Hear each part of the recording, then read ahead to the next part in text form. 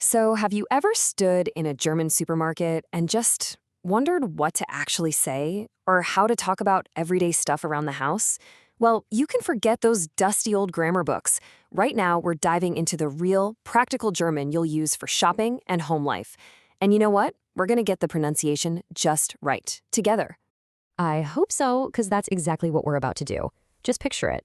You walking into a German bakery, totally confident, asking for exactly what you want. That's the feeling we're going for today. Let's get our little trip started. All right, we're starting our journey just like any real shopping trip would, by figuring out where to even go. So first, we're going to learn the German words for different kinds of shops. Okay, so here are our main destinations. You'll notice those little words out front, der, die, and das. Quick heads up, in German, every noun has a gender. It can be masculine, feminine, or neuter. It's way, way easier to just learn them with the noun from the get-go. Trust me. Let's hear them. Der Supermarkt, die Bäckerei, die Metzgerei, and das Kaufhaus. First up, the big one, the supermarket. Now, it looks familiar, right? But let's really focus on the sound. Der Supermarkt. For that German R at the end, it's not like an English R at all. Try making a tiny little gargle sound way in the back of your throat. Supermarkt. See? You got this. You can almost smell the fresh bread. This one is absolutely essential. Let's say it. Die Bäckerei. The key part here is that I sound at the end.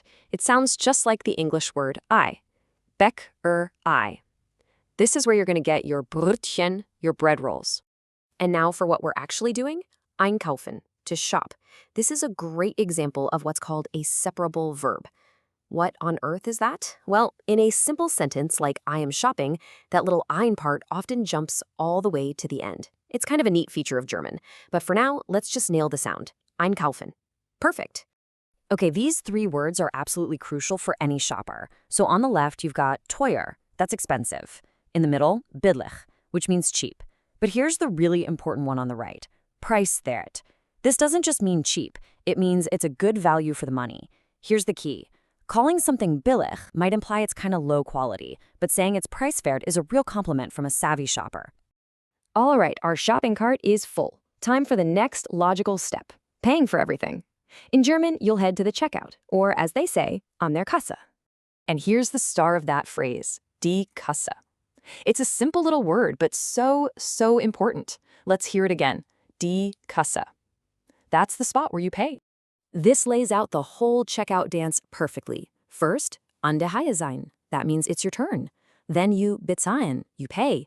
You might get back das Wechselgeld, which is your change. And finally, you get der Kassenzettel, the receipt. And look, that last one just combines Kasse, checkout, and Zettel, a slip of paper. You gotta love that German efficiency. Let's try it. Kassenzettel. We did it! We successfully bought our stuff and now we're back home. So let's unpack our virtual shopping bags and learn the words for some common household items, or Haushaltsartikel. We're gonna start in the kitchen, of course. Here are 4 super essential words. Das Geschirr is the general word for all your dishes. Das Besteck is your cutlery. Then you've got der Topf, the pot, and die Pfanne, the pan. Okay, let's zoom in on this one, das Besteck. It's the collective word for all your knives, forks, spoons, the whole set. Now, a key pronunciation tip. When st starts a syllable in German, it sounds like st in English. So it's not Besteck, it's Besteck. Go on, have a go. Das Besteck. And here is a piece of that Besteck we just talked about.